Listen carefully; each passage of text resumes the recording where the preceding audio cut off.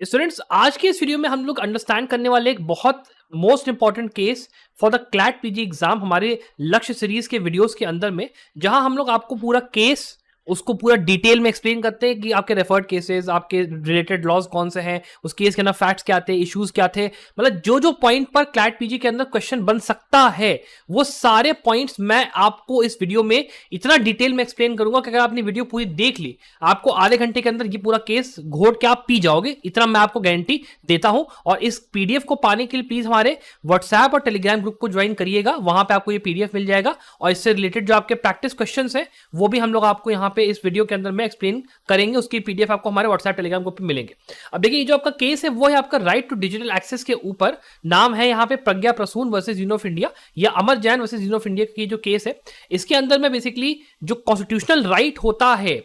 आपका constitution imperative होता है, उसको यहां पे सुप्रीम कोर्ट ने रीअफर्म करते हुए डायरेक्ट करा है कि आपका जो ई केवाईसी होता है, कि नो योर कस्टमर वाला जो ई केवाईसी होता है, वो पर्सन्स ऑफ डिसेबिलिटीज को जो दिक्कत आती है कि जैसे मान लीजिए कोई एसिड अटैक का विक्टिम है, अब मान लीजिए उसका जो आपका केवाईसी हुआ था, बायोमेट्रिक हुआ था, वो अटैक के पहले हुआ, लेकिन अटैक होने के बाद उसका मान लीजिए फेस थोड़ा सा मान लीजिए डिस्फिगर हो गया, कुछ भी हो गया, तो वहां पे वो केवाईसी फिर उनको दिक्कत हो रही है। और वहां पर क्या उस पर्टिकुलर पर्सन को राइट नहीं है क्या कि वो अपना केवाईसी कर पाए, वो ये मतलब बैंक को या किसी भी पर्टिकुलर जो आपका वेंडर है उसको बता पाए कि मैं वही पर्सन हूं, मेरे साथ कोई मिसहैप हुआ है, इसके लिए ये तो नहीं हो सकता ना कि स्टेट मेरे को डिनाई कर दे मेरे ई केवाईसी के राइट को। उस कॉन्स्टिट्यूशनल इंपेरेटिव को सुप्रीम कोर्ट ने यहां पर रीअफर्म करा है। तो ये केस बहुत ज्यादा इंपॉर्टेंट है क्लैट पीजी के पॉइंट ऑफ व्यू से, इसीलिए इस केस को हम लोग डिटेल में समझेंगे। जजमेंट यहां पे इस केस की जो थी वो आपकी 30 अप्रैल 2025 की है। बेंच आपकी जस्टिस जेबी पारदीवाला और आर महादेवन की है। इस केस के अंदर बेसिकली दो पिटीशंस फाइल करी गई थी, जो कि एक इंटरलिंक प्रॉब्लम को ही, सिमिलर इश्यूज को ही यहां पे जिसमें डिस्पोज ऑफ किया गया। अब एक एक करके हम लोग पहले पिटिशनर्स आर्गुमेंट को देखना शुरू करते हैं, उनके ग्रीवेंसेस को देखना शुरू करते हैं कि क्या थे, की फैक्ट्स क्या थे केस के, वो देखते हैं। देखिए, पहली बात यहां पे पिटिशनर्स का ये कहना था कि जैसे जो एसिड अटैक के विक्टिम्स होते हैं वो टोटल फेशियल डिसफिगरमेंट और सीवियर आई बर्न्स को फेस करते हैं कि पूरी आंखें जल जाती हैं, पूरा फेस उनका डिस्टॉर्ट हो जाता है। उसकी वजह से उनको प्रॉब्लम यह होती है कि वो लोग जो डिजिटल उनका ई केवाईसी प्रोसेस होता है उसको वो लोग नहीं फुलफिल कर पाते, बिकॉज ब्लिंकिंग में, हेड मूवमेंट में, पोजीशनिंग में, मतलब आप जैसे नहीं कहीं मान लो नया सिम लेने जाओगे तो आपको वो लोग कहते हैं कि सर स्टिल खड़े होइए और व्हाइट बैकग्राउंड के पीछे खड़े होइए, आंखें ऐसे ब्लिंक करिए, वो सब चीजें वो लोग नहीं कर पाते। कॉन्सिक्वेंस क्या होता है, उनको ये डिले होता है अपनी आइडेंटिटी को स्टैब्लिश करने में, बैंक अकाउंट खोलने में, एसेंशियल गवर्नमेंट स्कीम्स को पाने में, मान लो कुछ भी करना है, दिक्कत आती है उनको। उन्होंने बस इतना कहा कि जो ये लाइव फोटोग्राफी वाला ये जो आपका क्लॉज है आरबीआई के केवाईसी वाले मैटर्स के जो डायरेक्शंस उसके अंदर में, उसको यहां पे कुछ इंक्लूसिव अल्टरनेटिव मेथड्स भी दिए जाएं, वरना दिक्कत बहुत हो रही है।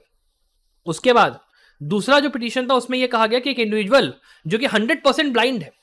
उसको रेगुलरली ऑनलाइन केवाईसी फॉर्मेलिटीज में दिक्कत फेस करनी पड़ती, बिकॉज आइडेंटिफिकेशन मेथड अवेलेबल है ही नहीं,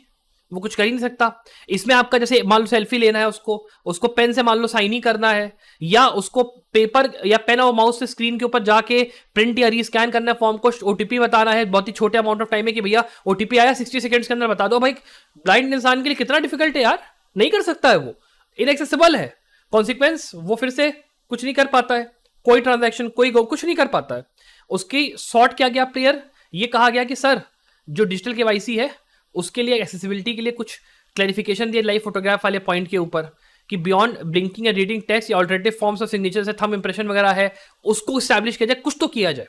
अब देखिए स्टूडेंट्स, अगर आपको ये लेक्चर अच्छा लग रहा है, मजा आ रही है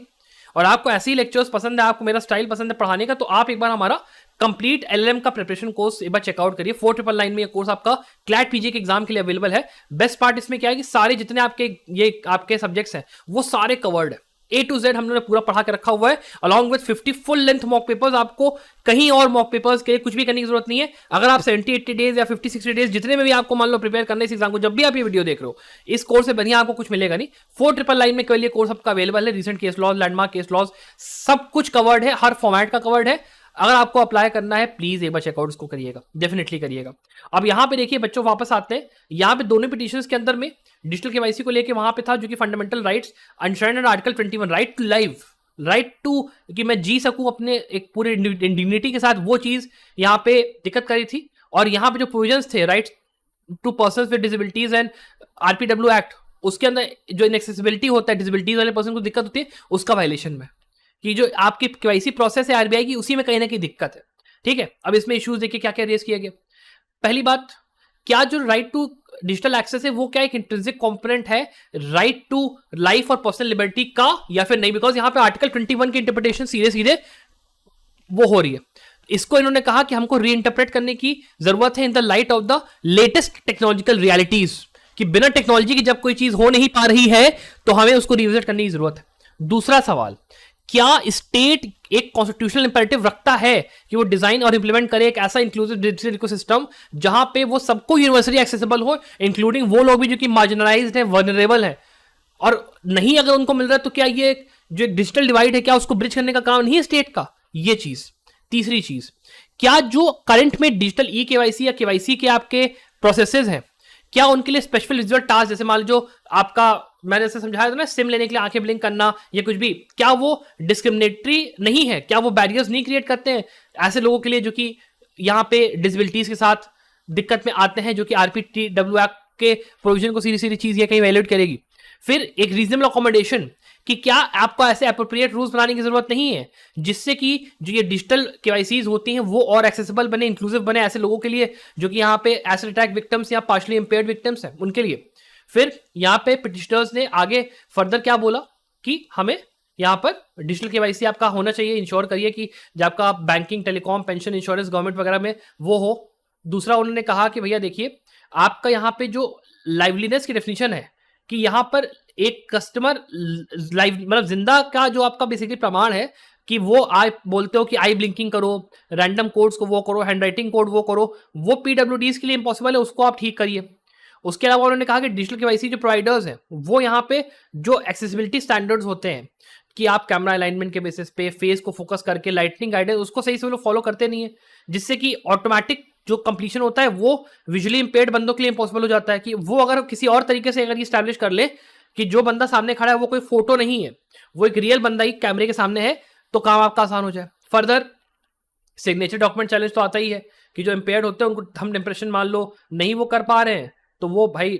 अगर आप एक्सेप्ट ही नहीं करोगे थंब उसको as a valid signature, online scan signature, तो वो भी बहुत ज़्यादा दिक्कत है, उनको वो करते नहीं है कि वो फ्रंट और बैक के डॉक्यूमेंट्स या जो लाइट एंगल्स होते हैं उसको अपलोडिंग में उनको दिक्कत होती है, उसको करना है। फिर आपका जो नॉन कंप्लायंस होता है स्टैंडर्ड्स के साथ कि भाई जैसे डिजिटल केवाईसी है, बायोमेट्रिक डिवाइसेज हैं, उनकी standard of accessibility of ICT devices services, आपका जो आईएस आपका ये कोड है जो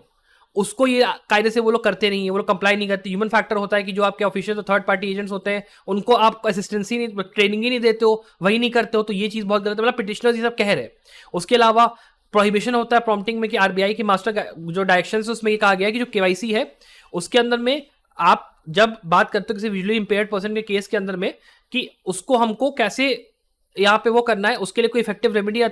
आपका असिस्टेंस का कोई वो नहीं है, तरीका नहीं है। फिर आपका यहाँ पे जो वायलेशन है वो आपका यूएनसीआरपीडी और आपका आरपीडब्ल्यू एक्ट की इंटेग्रिटी और डिग्निटी जो होती है प्राइवेट सर्विसेज पाने के लिए, बेसिक सर्विसेज पाने के लिए स्टेट के द्वारा, उसको आपको कहीं ना कहीं हैम्पर वो कर रहे हो। अब इसके अलावा स्टूडेंट्स ये भी होता है कि जैसे आपके जो केस लॉज हैं इसके लिए आपको चाहिए कि हाँ सर एक ऐसा मेरे को रिसोर्स मिले जहाँ पे मेरे को जितना भी केसेस है जो मेरे को ये पढ़ने, जिसमें मैं आपको ये केस पढ़ा रहा हूँ, आपको इसके ऐसे जितने केसेस पढ़ने वो मेरे को एक ही जगह पर मिल जाए, मेरे को आखिरी के जो मेरे बचे हुए कुछ दिन प्रिपरेशन के वहां पे भटकना ना पड़े, इंटरनेट के ऊपर परेशान ना होना पड़े। मैं क्या करूँ ऐसा? आप 3499 में हमारे कोर्स में complete PG mock test plus case assemblies में 50 full length 100 subject wise mocks, जितने आपके कॉम्प्रिहेंसिव लैंडमार्क रिसेंट केसेस हैं वो पूरे आपको मिल जाएंगे, कहीं आपको और भटकने की जरूरत नहीं है। साथ ही में सब्जेक्ट वाइज आपको पूरे सब्जेक्ट वाइज मॉक पेपर्स रहेंगे, आपको प्रैक्टिस रहेगी, कॉम्प्रिहेंसिव केस असम्बलीज रहेंगे, आपके लिए कोर्स 12 महीने के लिए वैलिड है, तो प्लीज इसको एक बार चेकआउट करिए। ठीक है, फिर बात करते हैं कि रिस्पॉन्डेंट्स ने, जो हमारी स्टेट है उसने यहाँ पे क्या बोला। पहली बात उन्होंने ये बोली कि भाई देखिए जो आपकी अथॉरिटीज है, आरबीआई हो गया, डीओटी हो गया, सेबी हो गया, पीएफआरडीआई, ये लोग एक्नॉलेज करते हैं पिटिशनर्स के ग्रीवेंसेस को और उन्होंने कमिटमेंट दी है कि हम लोग इस सब के इफेक्टिव सॉल्यूशंस को फाइंड आउट करेंगे। उन्होंने आरबीआई के पॉइंट ऑफ व्यू से बोला कि यहाँ पे prevention of money laundering act और उसके रूल्स के हिसाब से ड्यू डिलिजेंस मैंडेटेड होती है। ठीक है, आरबीआई की जो मास्टर डायरेक्शंस होते हैं केवाईसी को लेकर उसमें ये मैंडेटेड नहीं है कि आप ब्लिंकिंग आई टेस्ट वाला काम करो। ठीक है, और लाइवलीनेस वेरिफिकेशन के लिए हम लोग बैंक वाले वेरिड क्वेश्चंस वो पूछ सकते हैं। आरबीआई ने फर्दर उन्होंने ये बोला कि हमने कॉम्प्रिहेंसिव गाइडलाइंस इशू कर रखी हैं, ये डिस्क्राइब करते हुए कि जो डिफरेंट मोड्स ऑफ कस्टमर है उनके लिए अगर आपको ड्यू डिलिजेंस करना है तो उसके लिए आप क्या कैसे कर सकते हो। फर्दर उन्होंने बोला कि जो कस्टमर एक्सेप्टेंस पॉलिसी होती है उसमें आप उसको बैंकिंग या फाइनेंशियल फैसिलिटी के लिए डिनाई नहीं कर सकते हो, ये भी उन्होंने बोला। डिपार्टमेंट टेलीकॉम के पे जब आता है, उन्होंने कहा केवाईसी नॉर्म्स टेलीकॉम सर्विसेज के लिए वो डीओटी के डोमेन में फेल करते हैं। जब आधार बेस्ड केवाईसी आया, उसमें हम लोग ने री इंट्रोड्यूस करा था पेपर बेस्ड केवाईसी प्रोसेस भी आरपीडीडब्ल्यू एक्ट के अंदर। एक्सेप्शनल केसेस के अंदर भी 2024 में मार्च में इंस्ट्रक्शंस भी दिए गए, जिसमें आपको लाइव फोटोग्राफी ब्लिंकिंग आईज की जरूरत नहीं। मतलब स्टेट ने अपनी तरफ से ये बोला, जितने डिपार्टमेंट्स हैं आपके जिनको क्वेश्चन करेंगे तो उन्होंने अपना अपना पक्ष रखा कि हमने ये सब काम करे। सेबी ने बोला कि भाई हमने भी सिक्योरिटीज मार्केट एक्सेस बनाने के लिए डिजिटल केवाईसी के अंदर एडिशनल ऑप्शंस को दिए हैं। फर्दर उन्होंने बोला कि जो लाइवनेस चेक होता है उसमें बहुत सारे मल्टीपल पैरामीटर्स होते हैं, जिसमें फेशियल एक्सप्रेशंस, नॉडिंग और ये सब भी होता है, ओटीपी स्क्रीन पे वो करने का होता है। उसके अलावा वेबसाइट जो होती है वो भी हमारी कंप्लाई करती है आरपीडब्ल्यू एक्ट, और WCAG level 2 level A double standard follow करते हैं। फिर PFRD ने भी बोला कि भाई जो हमारा video based customer identification process है उसके अंदर हमने लाइवनेस चेक को तो रिक्वायर करा है, लेकिन उसमें आपका ब्लिंकलेस को हमने कभी नहीं करा कि वही केवल ओनली मेथड है। उसमें उन्होंने कहा कि भाई देखो जो रेगुलेशन है उसके अंदर में हम लोगों ने यूजर फ्रेंडली वेबसाइट बनाई है, जहां पे टेक्स्ट टू स्पीच सॉफ्टवेयर के थ्रू या उसके थ्रू भी हम कंप्लायंस वगैरह करते हैं, वो करते हैं। मतलब ये जो पॉइंट्स है सारे के सारे उन्होंने कहा है, मैं इसको थोड़ा सा स्किप करते हुए जाऊंगा बिकॉज अभी हमको मेन मुद्दे पे आना है, ये थोड़ा ज्यादा हो रहा है। बाकी आप देखिए स्टूडेंट्स, ये भी है कि अगर मान लीजिए आपको यहाँ पे एक ऐसा कोर्स चाहिए जहां पे आपको complete CLAT, CVT, Kharagpur, ILI सब कुछ एग्जाम की तैयारी करें, बिकॉज देखो क्लैट में भी टाइम कम बचा है, और आप ये सोचो कि अभी तैयारी आप करने जाओगे टाइम आपको बहुत लगेगा, और कहीं मान लो रिजल्ट नहीं आए तो आप क्या करोगे? तो प्लान बी लेके चलना ही चलना है। तो प्लान बी अगर आपको लेके चलना है, आप चाह रहे हो कि हाँ सर कोर्स हमको दीजिए, ऐसा दीजिए जिसमें आपका ऑल इंडिया बार भी निपट जाए, आपका यूडीसी नेट भी निपट जाए, भाई सब कुछ हो जाए, तो आप 5999 में इस कोर्स को चेकआउट करिए। बेस्ट पार्ट 15 महीने के लिए वैलिड है, 15 मंथ्स के लिए वैलिड है, तो कहीं आपको कुछ सोचना ही नहीं है, सारा काम एक ही कोर्स में खत्म।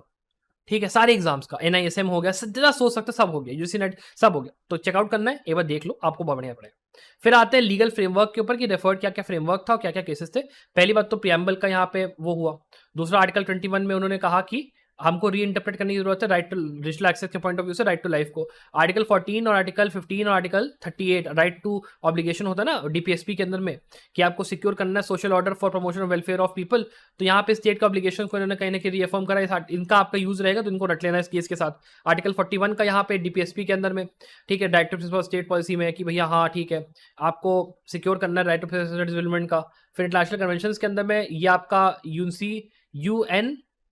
UNCRPD ये वाला आपका जो है इसको थोड़ा सा देख लेना। इसके अंदर आर्टिकल 9 है वो एक्सेसिबिलिटी की बात करता है, हो सकता है इस पे क्वेश्चन यहाँ पे क्लैरिटी पूछे कि आर्टिकल 9 किस चीज़ की बात करता है UNCPRD का, तो इस केस के साथ इसको रट लेना जरूरी रहेगा। फिर एक इंश्योरेंस स्ट्रेटजी है वो अपना देख लेना, अडॉप्ट किया गया था इंडिया के द्वारा यहाँ पे, उसको आप पढ़ लेना। फिर आते हैं नेशनल वाले उस पे ऊपर, तो ये RPWD एक्ट जो आपका है उसके अंदर में यहाँ पे पैराडाइम, मतलब इसको जब लाया गया तो पैराडाइम शिफ्ट था कि जो भी कंडीशंस राइज होती हैं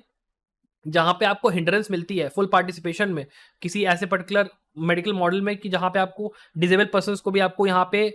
मतलब इंक्लूसिव बनाना है, तो उसके लिए यहाँ पे उन्होंने वो करा, उन्होंने बैरियर टर्म को डिफाइन करा कि कम्युनिकेशनल, कल्चरल, इकोनॉमिक एक्सेट्रा। उन्होंने डिफाइन करा रीजनेबल अकोमोडेशन को भी कि ऐसा कोई एक मेथड जिसमें आप नेसेसरी एप्रोप्रिएट मॉडिफिकेशंस करो बिना अनड्यू यहाँ पे बर्डन डाले जो आपके राइट्स है उनको उसमें करने के लिए। मतलब ये नहीं है कि बहुत ज्यादा आपने उठा के सबको कह दिया कि ये भी करो नहीं, पर बैलेंस बना के आपको चलना है। सेक्शन 3 की बात करते हैं, ये मैंडेट करता है कि एप्रोप्रिएट गवर्नमेंट जो है वो इंश्योर करे कि आपको इक्वालिटी, डिग्निटी और नॉन डिस्क्रिमिनेशन और non reasonable accommodation of PWDs के लिए दो, वो मैंडेट करता है। आर्टिकल 13 क्लॉज 1 यहाँ पे इंपॉर्टेंट है। सेक्शन 40 यहाँ पे जो बात करता है एक्सेसिबिलिटी की, कि गवर्नमेंट को फॉर्मुलेट करने पड़ेंगे रूल्स की स्टैंडर्ड आपके प्रोटोकॉल्स की physical environment, transportation, information, communication, जिसमें कि एप्रोप्रिएट टेक्नोलॉजी और सिस्टम्स, ये सारी चीज़ें वो करनी है। फिर उसके बाद सेक्शन 42 है आपका ICT का, इसमें रिक्वायर किया जाता है कि आप जो भी एक्सेसिबल फॉर्मेट्स होते हैं मीडिया कंटेंट के लिए, ऑडियो हो गया, प्रिंट हो गया, इलेक्ट्रॉनिक हो गया, ऑडियो डिस्क्रिप्शन हो गया, साइन लैंग्वेज हो गया, यूनिवर्सिटी डिजाइन इलेक्ट्रॉनिक्स, उनको आपको एक्सेस का वो देना है। सेक्शन 46 हो गया। उसके अलावा आपका ERPDW रूल्स के सेक्शन नंबर 15 में, ये आपको स्क्रीन के ऊपर है, इनको आपको बेसिकली देख के चलना है, इनको आप प्लीज एक बार नोट कर लीजिएगा अपने नोट्स में। सबको समझाने जाऊंगा तो बहुत टाइम लगेगा, इसको अभी हम लोग आगे बढ़ते हैं, ठीक है। फिर आपका लीगल फ्रेमवर्क पार्ट 2 पे हम लोग आते हैं, तो यहाँ पे ये आपका national policy for electronic accessibility 2013, उसके अलावा वेब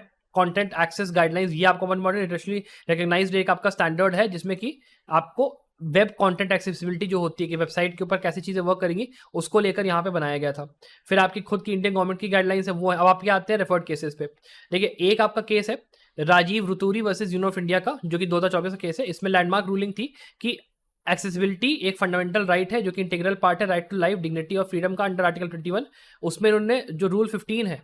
उसको यहाँ पे जो है क्रिटिक किया था कि भाई जो रूल 15 है RPDW एक्ट का,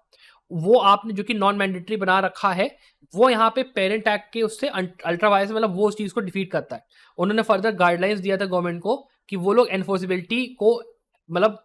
एक वो बनाए, इंपॉर्टेंट वो बनाए, क्योंकि आपने केवल एक डायरेक्टिव के तौर पे नॉन मैंडेटरी नेचर के तौर पे अगर छोड़ दिया तो फिर वो तो उसके ऊपर है ना, गवर्नमेंट की एजेंसी के ऊपर है कि क्या वो इन्फोर्स करे उस पर्टिकुलर चीज को या ना इन्फोर्स करे, वो तो उसके ऊपर है। कोई जरूरी थोड़ा ना कि वो इन्फोर्स करेगा ही, तो उस चीज को इन्होंने कहने के क्रिटिक किया था इस केस में, तो ये इंपॉर्टेंट हो गया। उसके बाद आपका दूसरा जो केस है वो है आपका री recruitment of visually impaired in judicial services, ये वाला आपका केस है। इसके अंदर सुपर स्टेट्यूट स्टेटस की बात करी गई थी कि जो आरपीडीडब्ल्यू एक्ट है वो पजेस करता है एक सैंक्टिटी ऑफ सुपर स्टेट्यूट का, कि वो एक ऐसा स्टेट्यूट है जो कि इनसरमाउंटेबल है, जिसकी जो आपकी जरूरत है उसके अगर आपने राइट्स को डिनाई कर दिया तो वो सीधे सीधे फंडामेंटल राइट्स के वायलेशन है। कोई ये नहीं कि सिंपल कोई रूल आपने तोड़ा, नहीं, सीधे फंडामेंटल राइट ही वायलेट हो रहा है अगर आप आरपीडब्ल्यू एक्ट के किसी भी पर्टिकुलर प्रोविजन को वो कर रहे हो। यहां पे उन्होंने ये कहा कि जो डिसेबिलिटी होती है वो एक एंटी डिस्क्रिमिनेशन ग्राउंड है कॉन्स्टिट्यूशन के अंदर, इसको इंक्लूड करना चाहिए कि उस चीज को आप उसके बेसिस पे डिस्क्रिमिनेशन नहीं कर सकते हो। इट इज दैट इंपॉर्टेंट, जैसे कास्ट बेसिस पे या किसी और बेसिस पे, सेक्स बेसिस पे, वैसे ये भी आपको डिसेबिलिटी भी एक ऐसा लेवल एक रखता है। फिर एक आपका इन distribution of essential supplies and services pandemic so motive आपकी 2021 की थी, उसको भी यहाँ पे रेफर करा। उसमें उन्होंने कहा कि एक जो क्रिटिकल इंपॉर्टेंस होती है डिजिटल एक्सेसिबिलिटी की पर्सन ऑफ डिसेबिलिटीज के लिए, एक एसेंशियल सर्विस है। ये जो कोविन आपका ऐप है ना, वो आपका उसके लिए वैक्सीन वाले के लिए, उसके लिए उनको एक्सरसाइज करते कि डिजिटल प्लेटफॉर्म से जरूरी है। फिर एक आपका केस था digital rights group versus union of India का, इसके अंदर एक्सरसाइज करा गया था इंक्लूसिव एजुकेशन को और रिमूव करने के लिए बैरियर्स को जो कि हिंडरेंस करती है आपका एक्सेस और पार्टिसिपेशन में सोशल मॉडल ऑफ डिसेबिलिटी के तहत पे, उसके हिसाब से। फर्दर उन्होंने कॉम्प्रिहेंसिव डायरेक्शंस दिए थे यहाँ पर कि हमें all levels of educational infrastructure को, फिजिकल स्पेसेस को, पेडागॉगी को, लर्निंग मटेरियल्स को, सबको डिसेबल पर्सन के हिसाब से हमको उसको बना के चलना है। अगला एक केस आपका था विकास कुमार वर्सेस यूपीएससी का 2021 का, ये पिटिशनर्स द्वारा साइड किया गया था। उसमें रिफॉर्म करा गया फंडामेंटल ड्यूटी स्टेट की कि उसको वेलफेयर, डिग्निटी और ऑटोनॉमी सेव करनी है राइट टू पर्सन और डिसेबिलिटी के लिए। फिर से मैं स्टूडेंट्स आपको कहूंगा, अगर आप चाह रहे हो कि ऐसा कोर्स जहां पे आपको सारा का सारा मटेरियल एक ही बार में मिले, पूरा क्लैट, सीवीटी, आईआईटी खड़गपुर, मतलब क्लैट पीजी अभी इतना थोड़ा सा टाइम हो चुका है, तैयारी कर करोगे तो जरूरी नहीं है कि जो कॉलेज आप चाह रहे हैं, जो आप पीएसयू चाह रहे हो आपको मिल ही जाए। आपको चाहिए कि आपके पास मल्टीपल ऑप्शंस हो, तो आप प्लीज एक बार कंसिडर करिए कि आप और भी एग्जाम्स की तैयारी करने के लिए अपने आप को रेडी रखें, मेंटली प्रिपेयर्ड रहें। तो मैं आपको कहूंगा कि प्लीज एक बार कोर्स को भले चेकआउट मत करो, कोई बात नहीं, लेकिन तैयारी को लेकर एक बार दोबारा से सोचो, वो जरूरी है। ठीक है, अब आते हैं रेशियो डिसिडेंडाई पे, कोर यहाँ पे जो रीजनिंग थी उस पे आते हैं। Right to digital access and fundamental as a fundamental right को लेकर कोर्ट ने बोला कि भाई देखो, आज का जो कंटेम्प्रेरी जो करंट में डिजिटल एरा है, वहां पे जो एसेंशियल सर्विसेज हैं वो डिजिटल प्लेटफॉर्म के थ्रू ही दिए जा रहे हैं। ऐसा तो है नहीं कि हम लोग उसको नॉर्मल तरीके से दे पाए। आपका अगर उस चीज को आप प्रॉपर डिजिटल एक्सेस नहीं दे रहे हो तो आर्टिकल 21 का वायलेशन है सीधे सीधे, और हमको इसीलिए उसको यहाँ पर रीअफर्म, रीइंटरप्रेट करना पड़ेगा कि वो आर्टिकल 21 का पार्ट है, राइट टू डिजिटल एक्सेस, और ये एक एसेंशियल कंपोनेंट है लाइफ और लिबर्टी का। दूसरा जो कॉन्स्टिट्यूशनल इंपेरेटिव है कि हमको ब्रिज करना है डिजिटल डिवाइड को, कि जो वो लोग हैं जो कि नॉर्मल है, जो वो लोग हैं जो डिसेबिलिटीज के साथ आते हैं, उनके उसको हमको गैप को यहाँ पे वो करना है, उसको एक यहाँ पे मैटर ऑफ पॉलिसी नहीं बट एक कॉन्स्टिट्यूशनल इंपेरेटिव बनाने की जरूरत है आर्टिकल 21, कि पहले सरकार को करना है नहीं करना है मैटर ऑफ पॉलिसी नहीं, इंपेरेटिव है, हमको कॉन्स्टिट्यूशन के अंदर ही उसको आर्टिकल 31 के अंदर में इंश्राइन करने की जरूरत पड़ रही है। रेड विद आर्टिकल 14, आर्टिकल 15 और आर्टिकल 38, पावर दिया, पावर, ठीक है, पावर दिया डिसेबिलिटीज के लिए, कॉन्स्टिट्यूशनल इंपेरेटिव बना दिया। इस चीज को ऐसे याद रखना अब छटके के साथ, ठीक। नेसेसरी है कि हमको life of dignity, autonomy and equal participation for all, जितने वल्नरेबल माइनॉरिटीज आपके पॉपुलेशन के लिए करना ही करना है, ये चीज उन्होंने बोली। उसके बाद स्टेट की एक ऑब्लिगेशन है कि वो इंक्लूसिव डिजिटल इकोसिस्टम बनाए जहां पे वो प्रोएक्टिवली और मतलब डिजाइन करे, ऑब्लिगेशन को क्लियर बनाए कि डिजिटल इकोसिस्टम के अंदर सबके लिए हमको इंफ्रास्ट्रक्चर, गवर्नमेंट पोर्टल्स, जितने आपके जो भी ऑनलाइन प्लेटफॉर्म्स है उसको यूनिवर्सली एक्सेसिबल बनाओ। फिर उन्होंने कहा आरपीडब्ल्यू एक सुपर स्टेट्यूट है, उन्होंने रीइटरेट करा, इसके पहले जो मैंने आपको केस पढ़ाया तो उसका जो पॉइंट था उसको रीइटरेट करा कि it is a super statute, और कॉन्सिक्वेंटली अगर कोई भी राइट का डिक्लेयर करा गया वो सीधे वायलेशन ऑफ फंडामेंटल राइट होगा। ये नहीं कि कोई स्टेट्यूट आपने थोड़ा सीधे सीधे वायलेशन ऑफ फंडामेंटल राइट है, सीधे आप मूव कर सकते हो हायर कोर्ट में, उसको लेकर पिटीशन फाइल कर सकते हो सीधे सीधे। स्टेट्यूटरी राइट्स रीजनेबल अकोमोडेशन के लिए उन्होंने कहा कि भाई देखिए कॉन्स्टिट्यूशनल लीगल प्रोविजंस जो आपके आरपीडीडब्ल्यू एक्ट में है वो कन्फर करते हैं स्टैट्यूटरी राइट्स पीडब्ल्यूडीज को कि वो डिमांड करते हैं एक्सेसिबिलिटीज और रीजनेबल अकोमोडेशन को, कि हमारे जो ऐसे मार्जिनलाइज कम्युनिटी के लोग हैं उनको ये राइट है, ठीक है। और करंट में जो इनएक्सेसिबिलिटी है वो इस राइट को वायलेट करता है, तो ये स्टैट्यूटरी राइट को भी हम यहाँ पे वो करते हैं। फर्दर उन्होंने कहा कि एक रिवीजन हो डिजिटल केवाईसी गाइडलाइंस का। उन्होंने कहा कि जो डिजिटल केवाईसी गाइडलाइंस है जो कि अभी आरबीआई ये सब लोग बोल रहे थे ना कोट एंड कोट, उसके लिए उन्होंने बोला कि जो लाइवलीनेस चेक है ये सब चीजें जो कोई इसको क्रिएट किया गया डिस्क्रिमिनेशन बनाने के लिए, देयरफॉर इट इज इंपेरेटिव कि रिवाइज करा जाए इस चीज को, कोड में इंप्लीमेंटेशन पे काम किया जाए। अब उसके लिए उसने 20 पूरा स्पेसिफिक डायरेक्शंस दिए हैं कोर्ट ने। उन 20 डायरेक्शंस को मैं पूरा आपको एक्सप्लेन कर देता हूँ। आपका पूरा केस मैं आज यहाँ पे आधे घंटे में खत्म करवा दूंगा। ये मैंने आपसे सौगंध खाई थी वो मैं पूरी कर रहा हूँ, ठीक। पहला, एक्सेसिबिलिटी और स्टैंडर्ड्स जो है उसके ऑडिट्स हो। एक आपकी जो भी आपके रेगुलेटेड एंटिटीज है या गवर्नमेंट है जो प्राइवेट है कुछ भी है उसको एक्सेसिबिलिटी स्टैंडर्ड फॉर्म में करना है और पीरियोडिक बेसिस पे उनके ऑडिट होंगे सर्टिफाइड प्रोफेशनल्स के द्वारा। पहला इन्होंने बोला। दूसरा इन्होंने बोला कि जो भी पीडब्ल्यूडीज है स्पेशली जो कि ब्रांडेड के साथ है उनको यहाँ पे यूजर एक्सेप्टेंस टेस्टिंग जो होती है न्यू एप्स वेबसाइट और वो उसको यहाँ पे इन्वॉल्व रखने की जरूरत है। कोई भी आप कुछ भी कर रहे हो आपको आरपी मतलब पीडब्ल्यूडीज को आपको इन्वॉल्व करके चलना है। फिर आपका एक flexible liveliness test verification test RBI को बोला गया कि तुम जाओ ऑल्टरनेट मोड्स निकालो लाइवलीनेस को वो करने के लिए, फिर लाइव फोटोग्राफ्स को कि ट्रेडिशनल ड्रिंकिंग के अलावा ये पता करो ना कैसे इस्टेब्लिश कर सकते हो कोई इंसान सामने खड़ा है कि नहीं, वो पूरा करो। फिर वीसिप क्लैरिफिकेशन, उन्होंने आरबीआई को कहा कि वीडियो बेस्ड कस्टमर आइडेंटिफिकेशन के अंदर में आई ब्लिंकिंग का मैंडेट उससे हटाओ। फिर उन्होंने कहा कि जो ये डेटा कैप्चर होता है कि केवाईसी के अंदर में आपका जो कस्टमर एक्विजिशन है उसको यहाँ पे डिसेबिलिटी का टाइप और परसेंटेज वगैरह जैसी जो चीजें हैं, ठीक है, उसको आप वो करो, ठीक। उसके अलावा एक्सेप्टेंस ऑफ थंब इंप्रेशन, की थंब इंप्रेशन को भी तो भैया आप मानो कि एक थंब इंप्रेशन अगर मान लो डिजिटल केवाईसी प्रोसेस में कोई बंदा दे पा रहा है बिकॉज उसको सिग्नेचर करने में दिक्कत है तो उसको भी आप करो। फिर एनहांस्ड बेस्ड इसका ई केवाईसी का कुछ वो करा। उन्होंने कहा कि आप जो है जो केवाईसी वाला वो है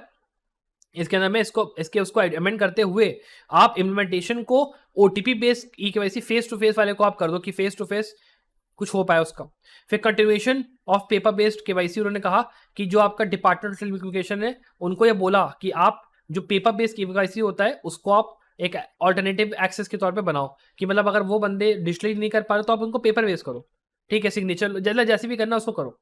फिर ऑल्टरनेटिव इन्फॉर्मेशन फॉर्मेट, उन्होंने कहा कि साइन लैंग्वेज हो गया, क्लोज ऑडियो कैप्शंस हो गए, जैसे ब्रेल हो गया, इजी फॉर्मेट्स हो गए, वॉइस नेबर सर्विसेज हो गया, उनको यहाँ पे नोटिफिकेशन पर उसमें करो। फिर आईसीटी की जो आपकी एक्सेसिबिलिटी कंप्लायंस है उसको आपको बोला सारे आईईज को भी आप करो उसको। फिर ई गवर्नेंस के लिए उन्होंने बोला कि सारे ऑनलाइन सर्विसेज वगैरह को आपको वो करना है, कोई बड़ी चीज़ नहीं है। इसके अलावा बोला इसको और इसको कंप्लायंट आप बनाओ। फिर कहा कि सेंट्रल केवाईसी रजिस्ट्री वगैरह जितना भी आपका है उसके मैकेनिज्म्स को आप वो करो। डेडिकेटेड जो ग्रीवियांस आपके रजिस्ट्रल और ह्यूमन रिव्यू वाला काम है उसके लिए आप एक पूरा वो बनाओ रिड्रेसल मैकेनिज्म के लिए कि मान लो अगर पीडब्ल्यूडीज को दिक्कत आई तो ह्यूमन एरर को अगर मान लो कुछ हो रहा है तो उसको यहाँ पे पावर रहे कि ऑटोमेटेड अगर मान लो ऑटोमेटिक रिजेक्शन हुआ तो ह्यूमन उसको इंटरवीन कर पाए कि मान लो किसी वेबसाइट के ऊपर मान लो कि प्रोसेस उसने साइन अप करा कुछ भी करा उसको कंप्यूटर ने कहा कि तुम भाई साइन अप नहीं कर सकते हो, तो ह्यूमन इंटरवेंशन होना वहां पे जरूरी है कि अगर मान लो कोई रिक्वेस्ट उठाई जाती है तो फिर ह्यूमन उसको इंटरवेन कर पाए। डेडिकेटेड हेल्पलाइन बनाने के लिए बोला, पब्लिक अवेयरनेस और सेंसिटाइजेशन के लिए बोला, डिसेबिलिटी और अवेयरनेस और ट्रेनिंग के लिए बोला और मॉनिटरिंग और एडहेरेंस के लिए बोला आरबीआई वगैरह को, ठीक है। अब यहाँ पर ये जो आपका पूरा केस है ये मैंने आपको पूरा डिटेल में समझा दिया है A to Z यहाँ पे कि क्या क्या होना है। अब इसका जो आपका ये PDF है ये आपको आपका व्हाट्सएप टेलीग्राम वगैरह पे आपको पूरा मिल जाएगा। इससे रिलेटेड जो आपके क्वेश्चंस भी हैं वो भी आपको उस ग्रुप पे आपके मिल जाएंगे। तो अगर आपको ये वीडियो पसंद है वीडियो को लाइक और शेयर जरूर करिएगा। I wish the very very best of luck for success.